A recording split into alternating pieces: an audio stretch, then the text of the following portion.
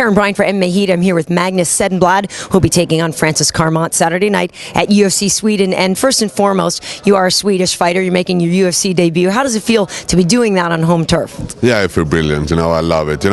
It's been a dream for a long time to come in the UFC, and then to do it on before your home crowd is just brilliant. I can't describe it. It's going to be brilliant. So when, in fact, did you get the contract, and how long have you known you were going to have this opportunity? Yeah, it was like in November they started to talk to me, and then December maybe I got the contract, and then it came out in January or something. So I know it for some time now, like a half year almost, yeah. So let's talk about your history. You're on a bit of a win streak right now, is that correct? Yeah. That's 7 fights? Yeah, 7 fights. Yeah. And how have you finished most of your fights, or have they been? Do they go the distance usually? Just sort of give a little background, because I want to help you introduce yourself to the fans. Yeah, they don't know who I am.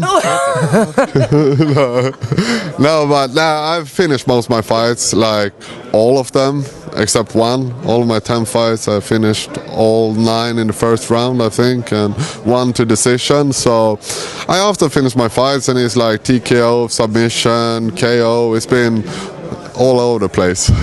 We should say that you train with Omar Buish, right? Is that correct? Yeah. Now, we were at the Pancrase gym yesterday for the open workouts, and he's basically a legend of pancrasing. If you could expand on that a little bit, people have said that he's one of the people famous for bringing MMA to Sweden. Yeah, he was the one who brought it here. It was many years ago now, like 20 years ago, so I was 10 years old, 9, 8. Whatever it's matter. Punches, yeah. Yeah, but he's like amazing trainer, and he's been training mixed martial art for so many years now, and he also been like top of the world in all single, like judo, kickboxing, Thai boxing. So he's a brilliant fighter as well. I think he should kick everybody's ass in the UFC. Still, he's 43 years old. He's so good. He's terrible. Yeah.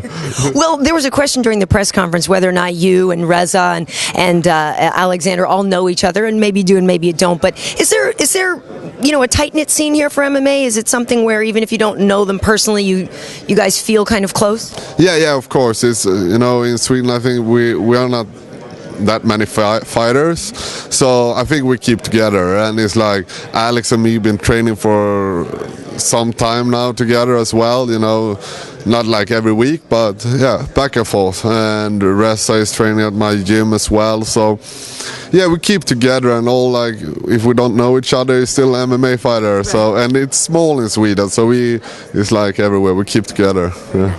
You also said during the press conference that as long as Francis's cornerman stayed out of the cage, things would go well. If you could talk about that a little bit. Of course, GSP is Francis's cornerman, but what do you know about Francis in terms of an opponent, and how do you feel is the best way to beat him? Yeah, I've seen a couple of fights of him, and I think he looks really good, actually. He's good stand-up, good on the ground, good takedowns, really good takedown defense. So I think he's an all-round fighter, like an MMA fighter. So that's fun for me as well, because I'm also well-rounded. So I don't know the special way to beat him, but hopefully I put a fist in his face, and sometimes I get lucky and they fall down. Very nice. And this is my first trip to Sweden. What would you recommend somebody do or see or eat or something here if it's their very first time? Yeah, honestly, I think you should walk around Stockholm, because it's a beautiful city. It's the capital in Sweden. Live 2 million people here, but still it's quite small. So you can walk around, and it's 4 islands.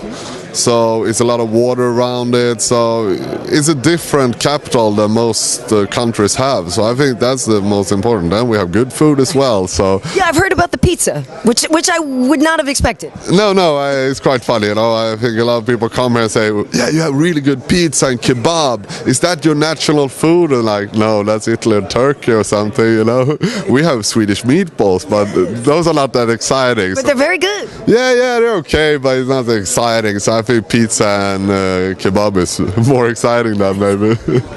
Well, Magnus, thank you very much for talking with us, and best of luck to you. Yeah, thank you very much. Nice talk to you. This is Magnus Cedenblad, and you're watching MMA H.E.A.T.